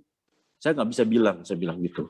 Ya, saya nggak bisa bilang karena saya udah pernah mengalami datang bersama ibu-ibu ke sana pada saat peresmian rumah budayanya Pastor Robert, terus satu ATM di satu kota itu habis uangnya. Diambilin semua buat beli belanja kain. Peragaan itu oleh para pastor-pastor di sana yang muda-muda, habis itu semua kain itu dijadikan rebutan. Ya. Jadi saya sampaikan, benar, sekali beli dia bukan keluar 15 juta lagi, lebih dari 15 juta untuk pembeli kain yang pertama. Jadi kain tenun di sini bisa dijual dengan harga sangat tinggi. Terus kalau ada teman saya yang komplain nih, gara-gara kamu kain tenun jadi mahal, saya bilang, yang kalian beli itu bukan merek loh, yang kalian beli itu hatinya orang Sumba. Tapi kamu bisa beli merek di Paris, yang isinya orang Indonesia ngantri, sekali beli bisa 1 miliar, dan itu uang lari ke luar negeri. Kalau uang itu lari ke Indonesia, nggak ada orang Indonesia miskin. Itu yang saya sampaikan ke mereka. Baru deh dari situ mereka merasa ini harus beli. Belilah sebanyak-banyaknya. Karena orang Indonesia adalah orang pembelanja terbaik di dunia. Jangan sampai pembelanja terbaik di dunia itu beli belanjanya habis di luar negeri. Biarlah itu belanjanya habisnya di dalam negeri saja. Lanjut. Nah, kita bahas satu-satu ya. Ini rumah tenun Hamu Hori Haumara. Ini rumah tenun yang pertama jadi. Lanjut. Ini di sini titiknya ya. Ini dikelola oleh Umbu Ignas. Ya. Lanjut. Nah, ini Haumara ini terkenal dengan coraknya. Saya ini arsitek ya, lama-lama kok jadi tukang kain juga ya. Jadi akhirnya ngerti juga nih misteri kain tenun Sumba, ini coraknya apa, corak-coraknya Haumara tuh terkenal dengan coraknya. Ya. Dan itu pemandangan alamnya luar biasa. Lanjut. Nah, ini di sinilah kain tenun di display, dipajang, terus diperlihatkan, dan akhirnya di sini sekaligus menjadi tempat menenun, tempat mendisplay, dan tempat menjual kain. Lanjut. Ini peresmiannya. Ini ada nama-nama plakat-plakat dari para donatur. Dan semua donatur saya itu begitu nyampe di sini, lihat acara seperti ini, mereka tuh merasa mana lagi yang saya harus bantu. Jadi nagih loh jadi donatur. Kenapa? Semuanya jadi barang dan mereka lihat masyarakat menikmati, masyarakat gembira. Ini bukan lagi mengenai uang, ini adalah value. Lanjut.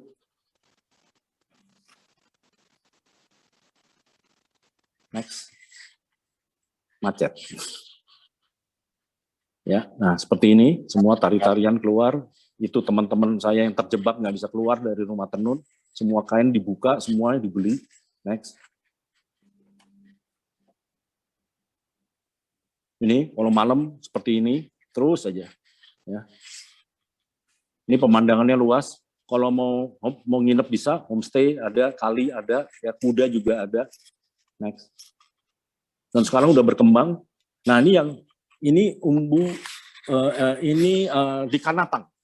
Kanatang ini terkenal dengan misteri birunya Sumba, ya. Dan ini juga pemiliknya bernama Umburian, ya. Dan ini hasil donasi dari Bian, makanya namanya dikasih Bianwana Atmaja, tapi Atma Lakanatang. Next. Ini misteri birunya Sumba.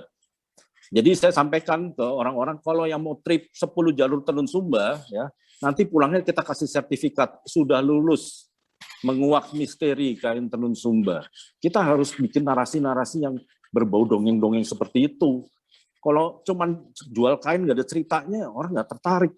Apalagi suruh orang Jepang beli, rumahnya aja udah penuh kan. Orang Jepang itu akan beli karena narasi. Lanjut.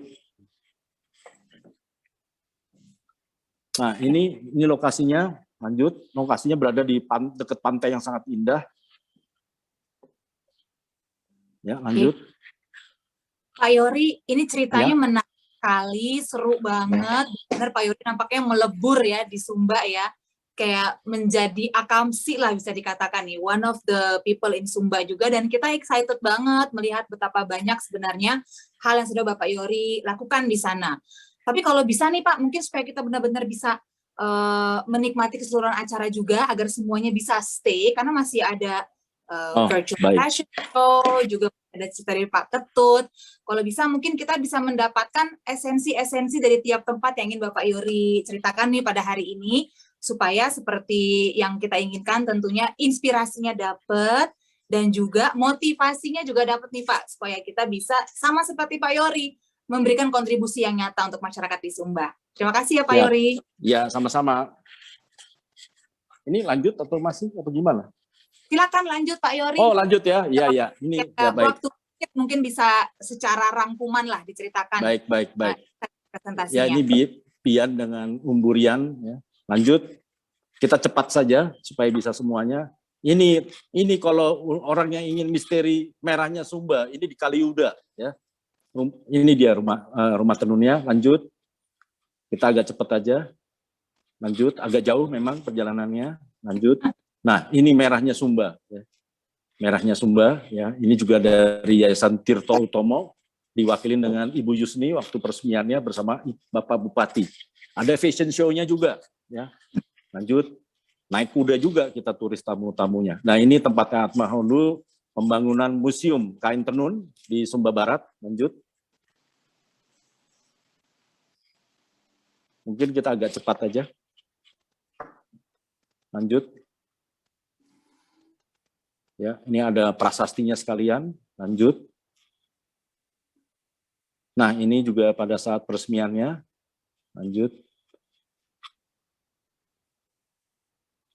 Lanjut. Nah, ini museumnya. Lanjut. Dan museum ini rasanya tidak akan cukup untuk mengisi semua koleksi tenun Sumba. Lanjut. Ini di tempatnya Umbu Franky, Praika Maru. Ini hasil bantuan dari Bian juga, dan tentunya juga swadaya dari masyarakat. Ini rumah tenun Sumba yang terbesar, besar banget, dan kita jadikan upacara 17 Agustus. Lanjut. Kanatang juga Praika Maru ada tempat yang indah. Lanjut.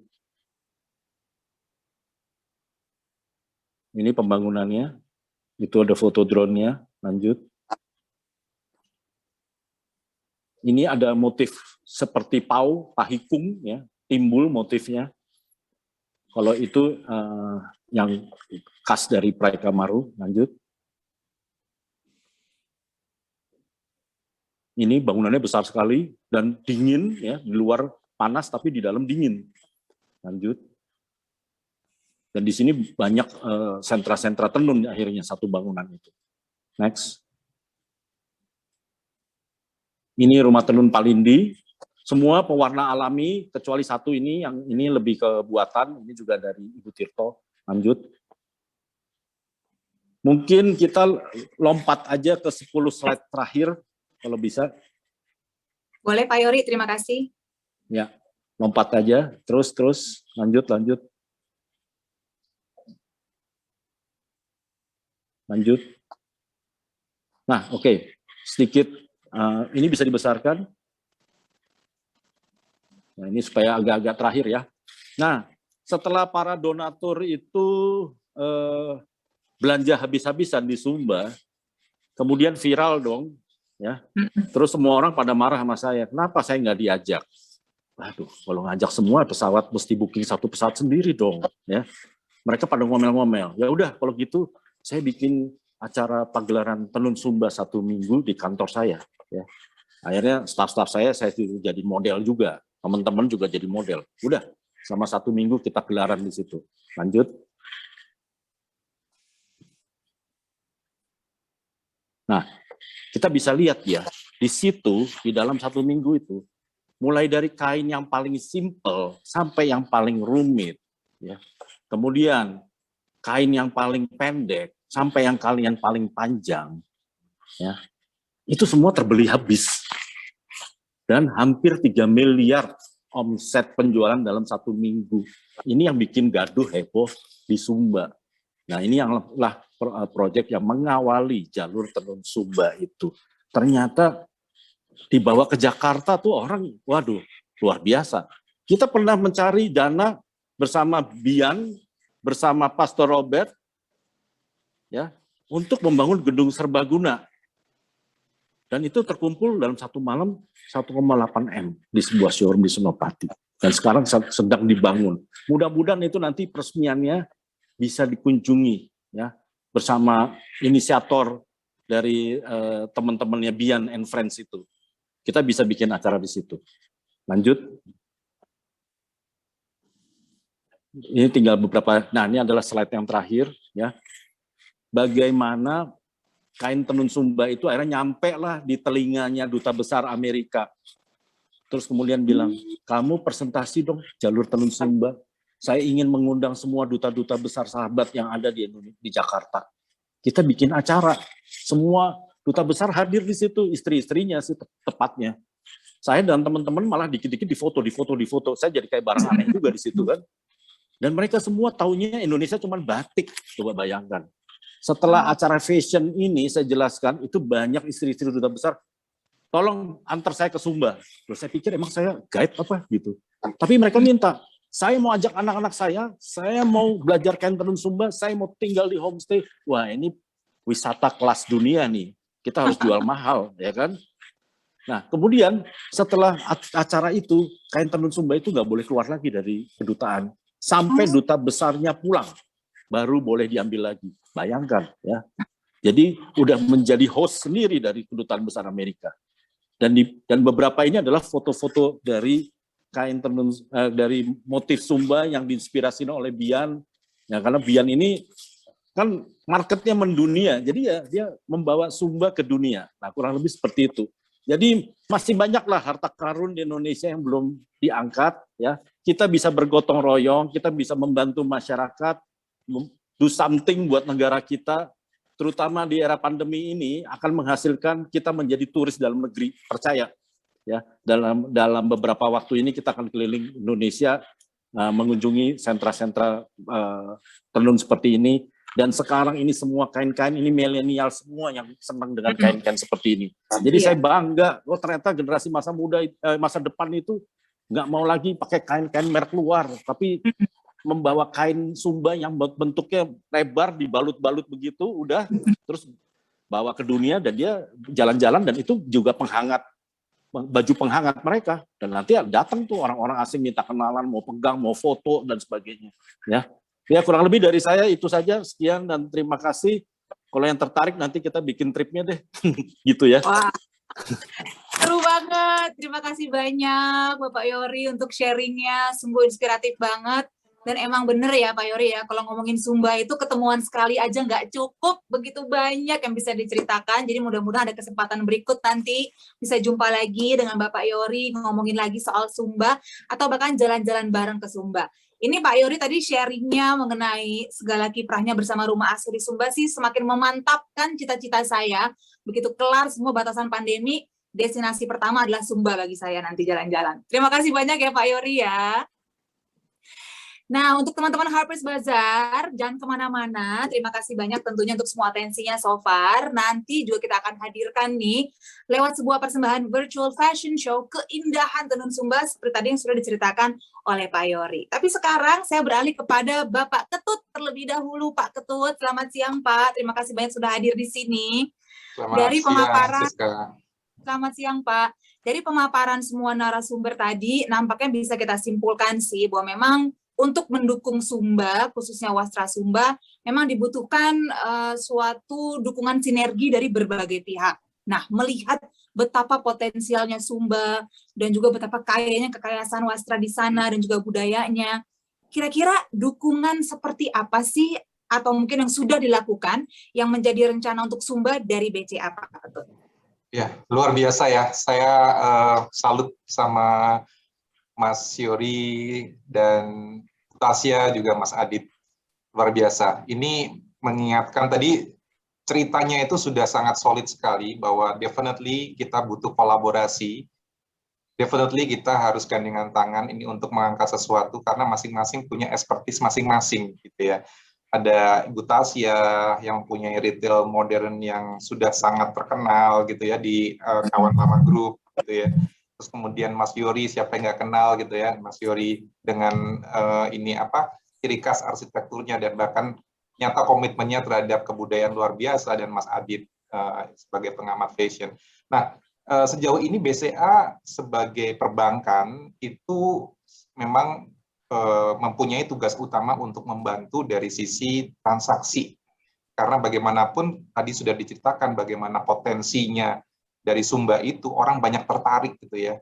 Nah, tapi apakah mungkin menjadi 3 miliar kalau misalkan transaksinya nggak mudah nih kan? Apakah mungkin jadi 380 juta dalam satu kali visit kalau nggak ada kemudahan transaksinya? Oleh karena itu peran perbankan seperti BCA itu hadir gitu ya.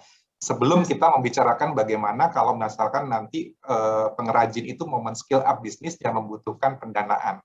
Nah, tetapi BCA ingin lebih jauh sebenarnya dari itu untuk ikut berkomitmen mengangkat produk-produk lokal dan heritage daripada Nusantara. Kita ambil contoh tadi produk ini. Ini adalah produk juga tenun dari Sumba yang kebetulan kita dapat dari UMKM Fest yang kita selenggarakan kemarin. Karena UMKM Fest itu melihat bahwa ada satu hal yang harus di-bridging nih antara produk lokal dengan konsumen. Kebetulan BCA itu mempunyai lebih dari 24 juta customer ya dengan beragam mulai dari segmen atas sampai menengah gitu ya. Dan ini merupakan suatu potensi kalau seandainya mereka tuh mengenal dan kemudian tidak hanya mengenal, tetapi tadi Mas Yuri juga sampaikan, kita itu hidup di zaman storytelling nih, gitu ya. Jadi harus ada cerita yang kuat di balik pembuatannya itu sendiri. Nah, ini tentunya akan menjadi sesuatu hal yang sangat powerful untuk diperkenalkan tidak hanya ke segmen yang mungkin sudah sangat suka dengan barang-barang etnik, tetapi juga kepada anak-anak muda. Bahkan sebenarnya BCA itu juga membantu lebih jauh lagi bagaimana mengangkat daerah-daerah seperti Sumba. Jadi misalnya kita ambil contoh, kemarin kita membantu membuatkan maskot untuk NTT nih. Jadi maskot untuk NTT ini supaya mereka mempunyai identitas gitu ya. Sehingga kalau kita mengacu seperti di Jepang, itu intellectual property itu sudah menjadi sesuatu aset gitu ya. Jadi anak muda ini harus di-bridging karena kita juga mengharapkan ada regenerasi yang berkesinambungan nih. Karena banyak kasus kita melihat bahwa heritage itu kadang-kadang succession-nya itu atau regenerasinya itu tidak berjalan. Nah, untuk bisa berjalan, bagaimana membuat ini menjadi menarik buat kalangan anak muda gitu ya. Oleh karena itu, tadi saya setuju dengan Bu Tasya bahwa kita harus mengkurasi dulu nih produk-produk lokal yang bagus agar kita bisa angkat dan menginspirasi tidak hanya dari sisi pengrajin lokalnya, tetapi juga konsumennya supaya konsumen tidak melihat bahwa oh produk lokal itu kurang bagus gitu kan. Tapi justru sebaliknya. Produk lokal dengan story yang kuat itu menjadi sesuatu kekuatan yang luar biasa gitu. Terus kemudian setelah kita kurasi, kemarin kita mempunyai program Bangga Lokal. Jadi Bangga Lokal itu kita mengkurasi 1.000 lebih produk lokal dan berakhir dengan 800 saja yang akhirnya kita pilih. Dan kita angkat, kita buat campaign. Tadi saya setuju dengan Ibu Tasya, pemasaran itu aspek penting yang kita perlu lakukan di utama. Karena begitu pemasaran itu berhasil, dan kita monitor, itu pengrajin akan bersemangat. Seperti ketika saya membeli produk Sumba ini. Usianya udah belasan tahun, dan begitu mereka terbeli gitu produknya, mereka tuh ingin nangis gitu si pengrajinnya, dan meminta difoto pada saat dipakainya gitu. Itu kan sesuatu story yang ini mengingat tadi pengerjaannya 6 bulan dan sebagainya, tentu pakai hati ya mengerjakannya. Ini sesuatu produk yang memang luar biasa, dan sayang kalau tidak kita angkat. Nah, jadi proses-proses ini kita dalamin terus terang karena kita bukan expert, oleh karena itu kita membuka tangan untuk kolaborasi, termasuk saya menyambut pembukaan pendopo karena bisa menjadi outlet, karena kedepannya yang kita amati sejak masa pandemi, orang tidak hanya ingin belanja secara online, tetapi kadang-kadang ingin disentuh juga. Jadi O2O atau offline to online itu menjadi tren ke depan yang kita lihat. Dan ini harus difasilitasi dengan suatu customer experience yang seamless dari sisi pilih barangnya, belanjanya, sampai check out dan pembayarannya. Nah, kita memang definitely harus saling bergandeng tangan. Nah, tadi kekuatan Mas Yori tadi mengangkat cerita mengenai Sumba, akhirnya yang terangkat tidak hanya produknya, tetapi culture-nya.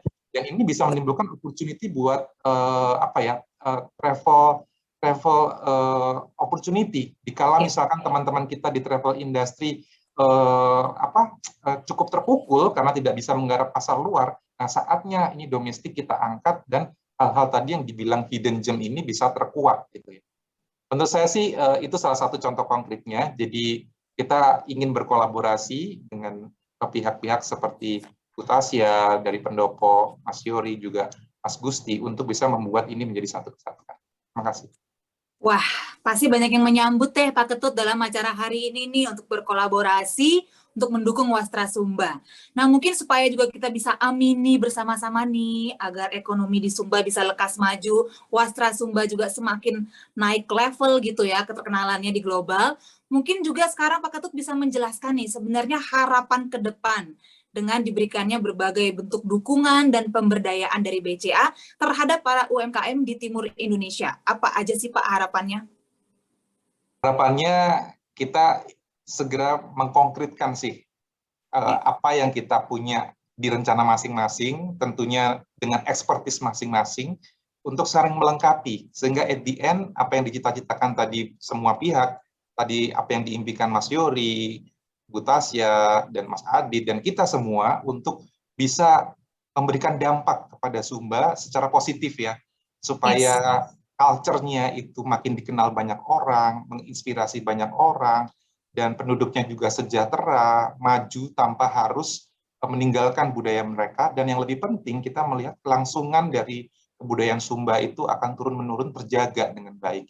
Itu sih harapan kami sih, dan kita tentunya sebagai pihak perbankan yang punya moto senantiasa di sisi Anda, kita juga ingin merasakan moto itu juga terrealisasi dalam arti sebenarnya kita senantiasa di sisi nasabah kita dan masyarakat untuk tumbuh bersama. Terima kasih, Mbak. Terima kasih banyak Pak Ketut, amin. Harapan kita bersama tentunya ya, agar semua itu terwujud. Dan terima kasih juga untuk dukungan BCA kepada acara ini dan juga kepada semua tamu undangan. Karena ingin saya beritahukan nih sebuah informasi yang istimewa sebelum kita menyaksikan persembahan virtual fashion show Rindu Timur persembahan oleh Pendopo, bahwa Anda semua, teman-teman Harper's Bazaar yang hadir di acara hari ini, berhak mendapatkan diskon 10% untuk item Rindu Timur pilihannya, dan juga tambahan diskon 10% jika menggunakan kartu kredit BCA. Terima kasih banyak ya untuk BCA, untuk kemudahan ini. Nah, artinya sekarang bisa kita berikan tepuk tangan virtual yang paling meriah untuk semua pembicara. Terima kasih banyak kepada Ibu Tasya dan juga kepada Mas Adit, Pak Yori, Pak Ketut. Terima kasih kepada Pak Vicky tadi ya yang sudah harus menjalankan kewajibannya kembali di lain tempat. Terima kasih untuk semua sharingnya, untuk inspirasinya yang mudah-mudahan bisa menjadi motivasi bagi kita semua untuk berkontribusi nyata bagi kemajuan Wastra Sumba. Nah, sekarang adalah momen yang sudah kita tunggu-tunggu nih teman-teman Harper's Bazaar semua, yaitu virtual fashion show persembahan dari Pendopo. Yang kami harapkan tentunya bisa memberikan inspirasi lebih lagi bagi kita semua dalam memperkenalkan keragaman budaya Nusa Tenggara Timur ke masyarakat luas. Tujuannya tentu saja untuk menumbuhkan cinta budaya dan dukungan ke pengrajin lokal agar Indonesia secara keseluruhan bisa terus maju. Teman-teman Harper's Bazaar, mari kita saksikan virtual fashion show persembahan Pendopo.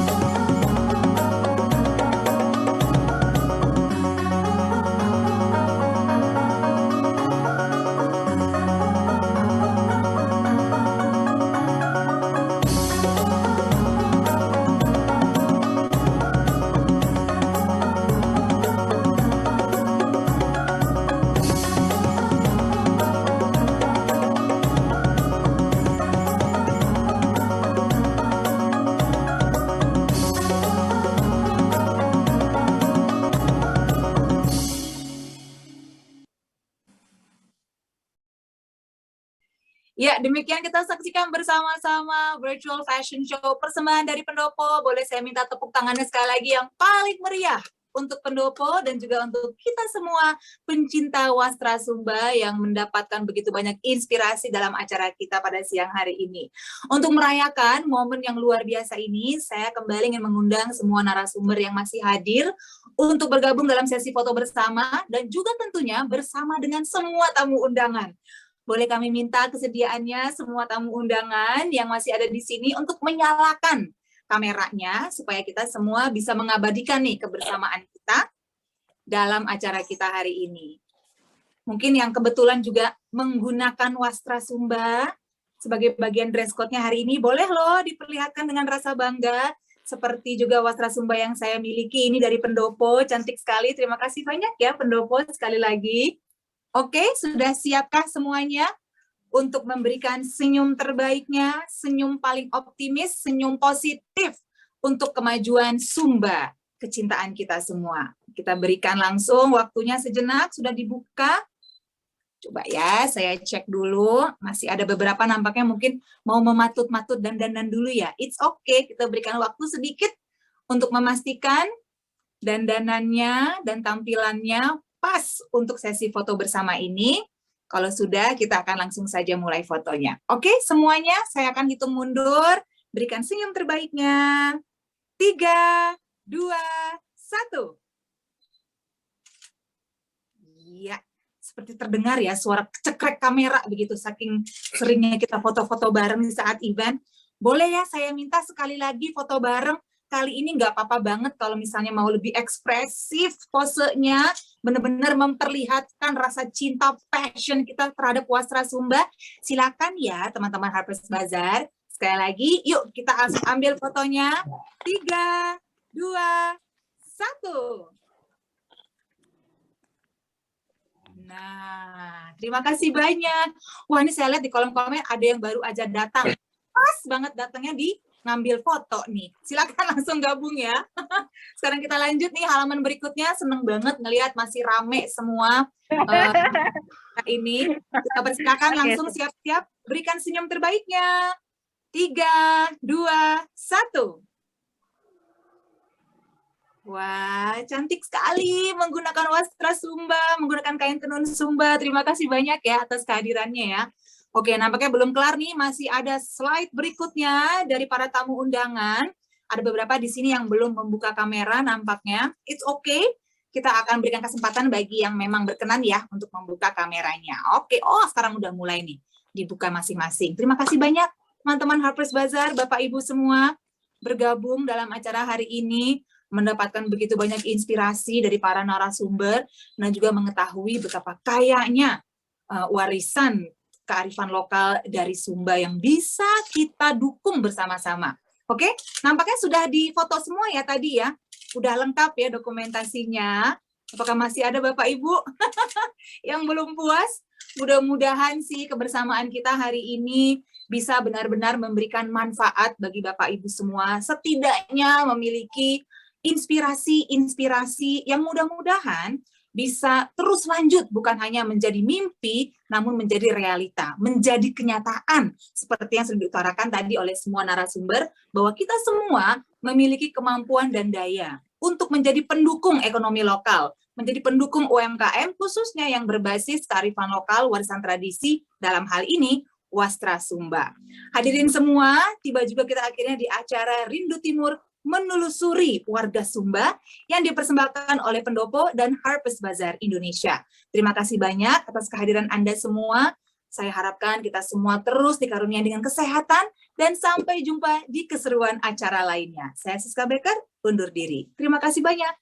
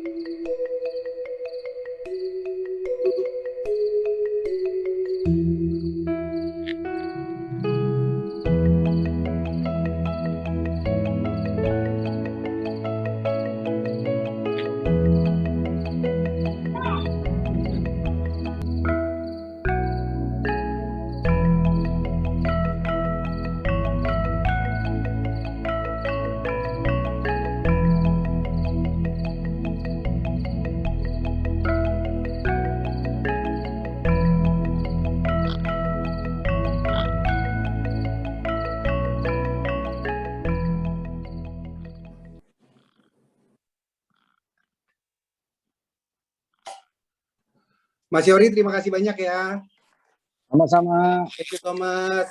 Sama-sama. Terima kasih banyak Pak Ketut, terima kasih banyak. Adit, terima kasih. Salam Sukses kenal. selalu.